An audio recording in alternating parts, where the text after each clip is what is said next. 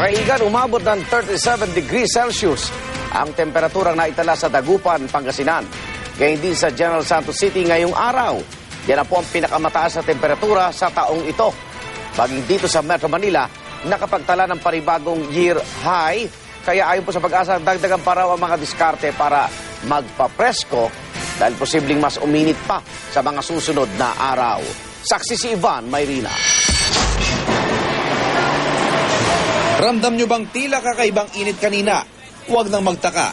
Ngayong araw kasi naitala ng Pag-asa ang pinakamataas sa temperatura ng 2013 sa Metro Manila, gayon din sa buong bansa.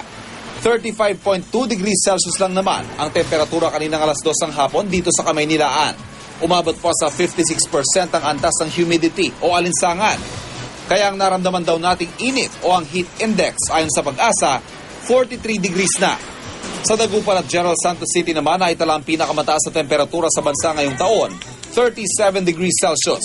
Malayo man ito sa 42.2 degrees Celsius na naitala noong May 1969 sa Tugigaraw, Cagayan. Ayon sa Pag-asa, hindi malayong tumaas pa raw ang temperatura sa mga susunod na araw. Kadalasan po yan either last week ng April o kaya ay first week ng May. Doon po tayo nakapagtalan ng highest temperature. Karaniwang diskarte kontra init ang paghuhubad ng damit at pag-inom ng samalamig. O kung di maiwasang lubos ang kalsada, taklob at balabal ang nagiging katapat. Ang kumakagat na init, extra challenge daw lalo na para sa ilang bahagi na ng hanap buhay ang pagtitiis sa init. Si Ana Manuel na may-ari ng lugawan at karinderya sa Quezon City, pinalala pa ng mainit na panahon ng init ng apoy mula sa kanyang mga kalan habang nagluluto. Ang mas masaklap pa, tumutumal din tuwing tag-init ang kanyang benta. Mainit na yung panahon, tapos mainit pa yung niluluto mo, kaya talagang mahirap.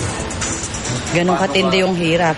Ginagawa ko na lang pag sobrang init, nalalabas na lang muna ako. Mas matumal yung lugaw kasi lugawan nga kami. Mas matumal yung lugaw ngayon kasi nga sobrang init. Kaya nga gusto namin minsan magdadagdag kami ng sample halo-halo. At kahit gabi na, hindi pa rin ligtas ang marami sa matinding alinsangan. Sa datos ng Weather Central, umabot sa 33 degrees Celsius ang temperatura sa Metro Manila kaninang alas 6 ng gabi. Hindi nalalayo sa 34 degrees Celsius kahapon at 31 degrees Celsius kamakalawa. Kaya mag-asawang Francisco at Virginia Creer na nakatira sa gilid ng kalye sa Quezon City, sa hanging dala ng dumarang sasakyan, umaasa para mapawi ang init.